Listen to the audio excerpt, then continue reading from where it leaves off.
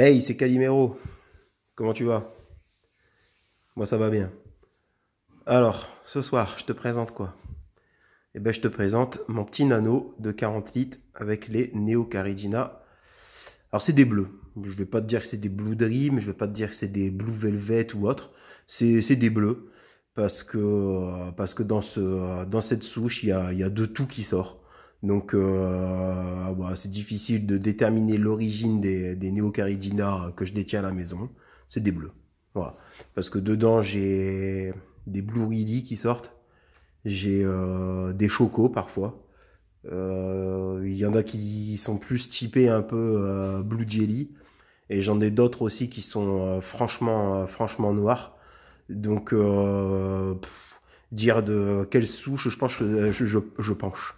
Je pense que c'est un gros bouillon, une grosse friture, une grosse soupe à crevettes, et que au fur et à mesure et au fil des générations, ben, tu as un peu des surprises, et donc voilà quoi, il faut faire le tri, il faut sélectionner. Alors je l'ai fait au début, j'ai laissé tomber un petit peu pendant un moment parce que la flemme quoi, mais maintenant que je me suis relancé dans les crevettes et que j'ai vraiment fait le choix de ne faire que ça, je vais travailler la souche. Je vais vraiment travailler la souche. Et donc j'hésite encore sur le protocole, comment je vais faire. Quoi qu'il en soit, celui-là là, que vous avez devant les yeux, le 40 litres, ça va être celui où je vais mettre mes plus belles crevettes, parce que le volume il est plus petit que l'autre aquarium. Donc je vais mettre mes plus belles crevettes. Et puis dans l'autre, vu que c'est un plus gros volume, je mettrai toutes celles que je désire pas. euh, Comment dire? Pas que je désire pas, parce que je vais les garder à la maison, mais celles que j'aime le moins, je vais les mettre dans l'autre aquarium afin ici garder vraiment les couleurs que je préfère le plus. Voilà, c'est ça. Dans le 40 litres, je vais garder vraiment les couleurs que j'aime le plus. Alors moi, j'aime les bleus foncés, les bleus nuit, qui tirent limite sur le noir. Voilà, c'est ça que j'aimerais sélectionner. Maintenant, on verra au gré des naissances si j'ai des difficultés à stabiliser du bleu foncé, voire noir, et que j'ai plus souvent de la Rilly qui sortira. Ben, je ferai de la Rilly forcément. Hein, je vais pas aller à l'encontre de mes reproductions et de la génétique, quoi. Mais si je peux choisir, je vais partir sur du bleu très foncé et noir dans cet aquarium. Et dans l'autre aquarium, là, le 150 litres, là, je laisserai faire une sorte de brassage génétique. Et ce qui me plaira atterrira ici, et ce qui me plaira moins restera dans le gros bac, afin de continuer un peu ce brassage. À savoir que la souche aussi, je l'ai divisée, c'est-à-dire qu'il y en a une partie chez mes parents, il y en a une partie ici, et au fur et à mesure des naissances aussi, on va remélanger la souche qui va prendre, même si c'est la même graine en fait, au fur et à mesure des naissances, on remélangera un petit peu les souches afin d'apporter du sang neuf, bien que ça reste la souche, mais comme elle se sera divisée à un moment, ben je pense que ça peut être pas trop mal. Et puis s'il faut vraiment à un moment acheter une souche pour venir enrichir un petit peu le cheptel et enrichir la génétique qui aurait tendance à s'appauvrir, et ben là on prendra la décision d'en racheter un petit peu. Donc là, grosso modo, ça va faire une bonne année là qu'on a divisé la souche qu'il y en a chez mes parents, sans la recroiser. Et je pense qu'à la fin de l'été, on pourra commencer à moi sortir un petit peu des crevettes de chez moi, les amener chez mon père et inversement. Et puis comme ça, rebooster un petit peu la génétique. Enfin, on verra quoi. Voilà. Ensuite, le deuxième protocole là que j'hésite encore, c'est sur comment je vais faire ma sélection. Donc toi, si tu fais de la crevette, n'hésite pas à me dire comment tu travailles. Est-ce que tu travailles avec 2 bacs? Est-ce que tu travailles avec 3 bacs, même plus? Est-ce que tu laisses les femelles grainées dans tous tes bacs et tu sélectionnes après? Est-ce que dès que tu as une femelle sélectionnée, tu la mets tout de suite à l'isolement dans un des aquariums qui est prévu à recevoir les naissances, les juvéniles? Dis-moi un peu comment toi tu fonctionnes. Moi j'hésite. Je pense que les femelles, quand elles seront grainées ici dans le 40 litres, d'office je vais les mettre dans le 150. Et je sortirai ce qui me plaît du 150 vers cet aquarium, et puis laisser une naissance se faire dans celui-là, dans le 40 litres. Je pense faire comme ça. Je sais pas trop. J'hésite encore, mais je pense que ça sera mon protocole, quoi. Dans le 40 litres, il n'y aura plus de naissance. Tout partira dans le 150 litres, et du 150 litres, je ferai ma sélection. Et j'amènerai vraiment ce qui me plaît ici dans le 40 litres. Voilà. Donc ce nano, donc comme je te disais en début de vidéo, je te le présente, c'est la première fois. Il avait été présenté sur la chaîne YouTube à l'époque où il y avait des Wingate dedans. Il y avait eu un combattant aussi, un Splendence, un Half Moon, le rouge. Et donc en fait après j'ai déménagé et je l'ai consacré à la crevette. Là on est dans la version 2 de l'aquarium dans cette maison.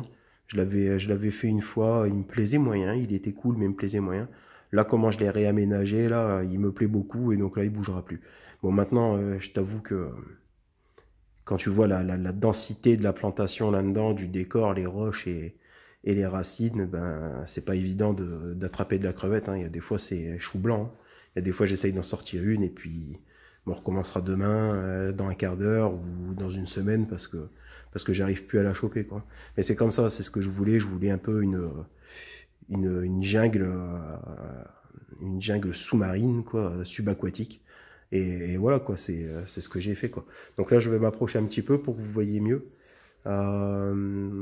Après, en termes de matos dedans, mais il n'y a pas de chauffage. Il est à température ambiante. Il y a une simple mousse qui vient d'un exhausteur avec un petit moteur réglé au minimum.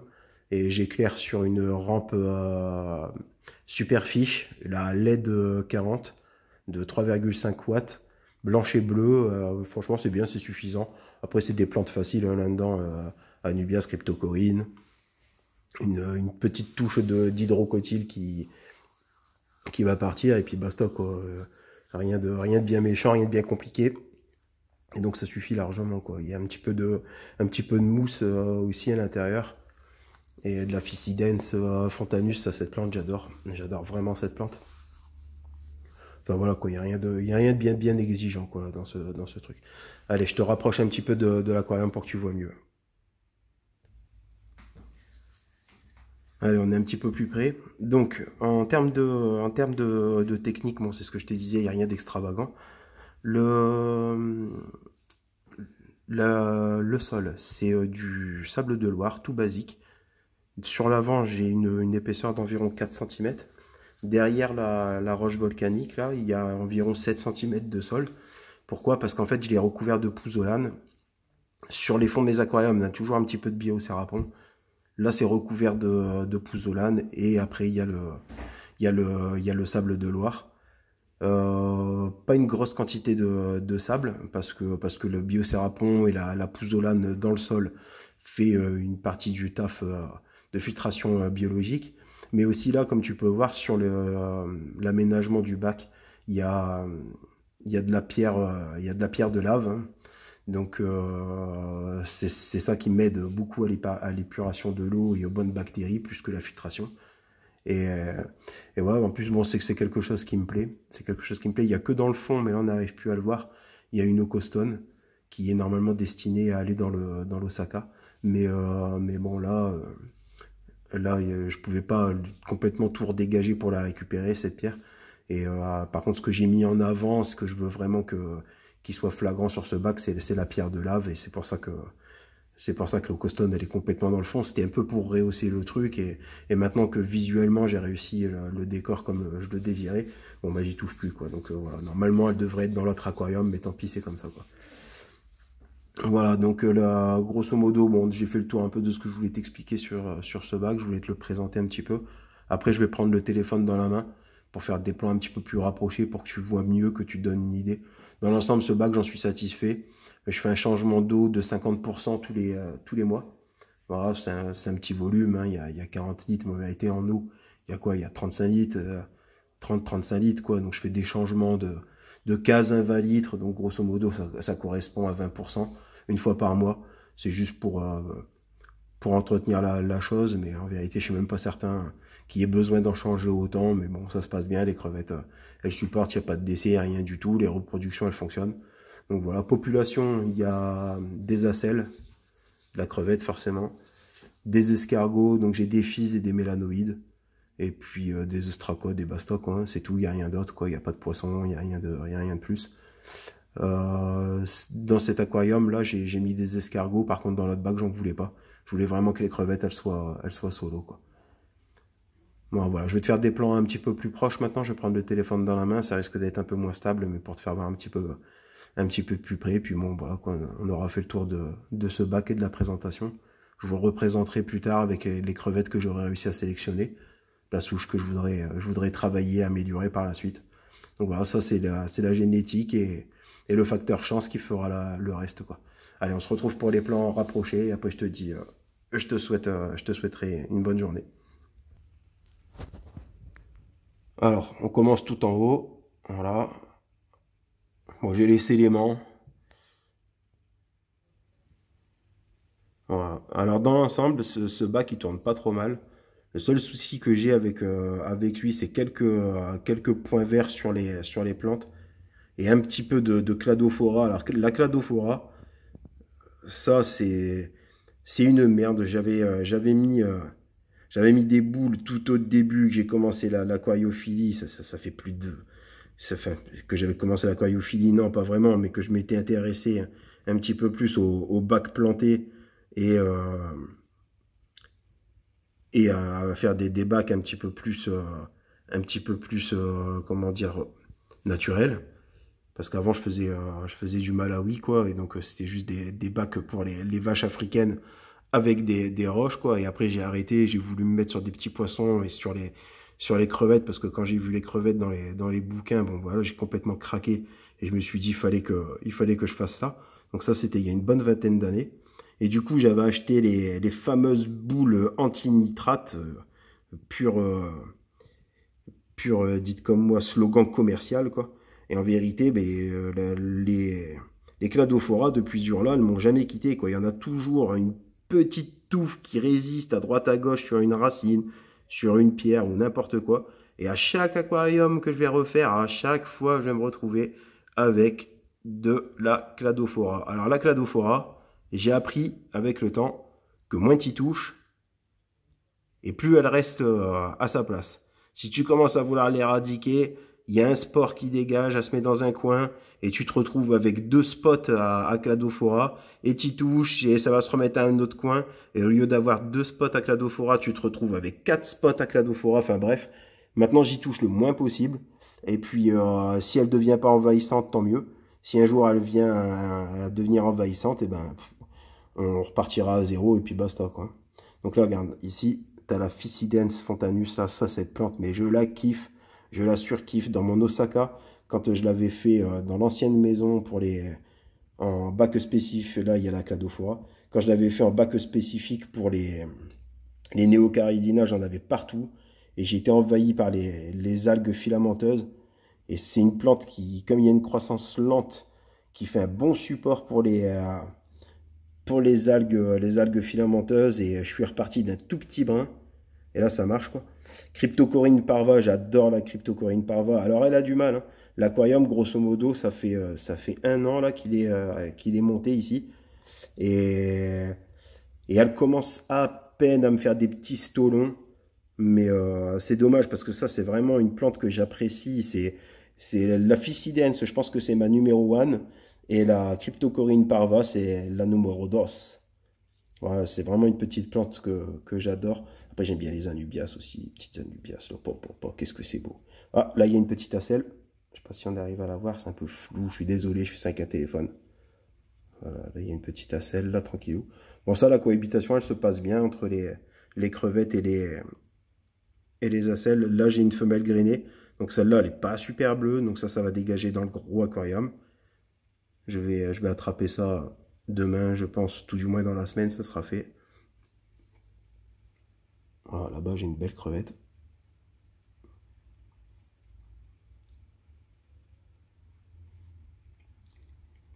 Voilà, ça, c'est joli. Là, vous voyez, j'ai une qui tire sur le... C'est flou. Hop, qui tire sur le rili. Voilà, comme je vous disais, sur la souche, il y a un peu de tout. Là, j'ai les juves de partout. Donc là, bon, voilà, comme j'ai pris la décision, je me suis séparé de tous les poissons. Là, je vais vraiment commencer la sélection dans les crevettes. J'ai du taf, hein. Ça va être du boulot, ça va se faire sur des mois et des mois, même des années. Regardez là, comme ça, c'est joli ça. Hop là. Donc voilà, là, je vais avoir du boulot pour pouvoir faire le ménage dans les crevettes. amener tout ce que je veux pas dans l'autre bac et tout ça. Mais dans l'ensemble, je vais y arriver. Là, il y a une petite aisselle là, qui se balade. Hop.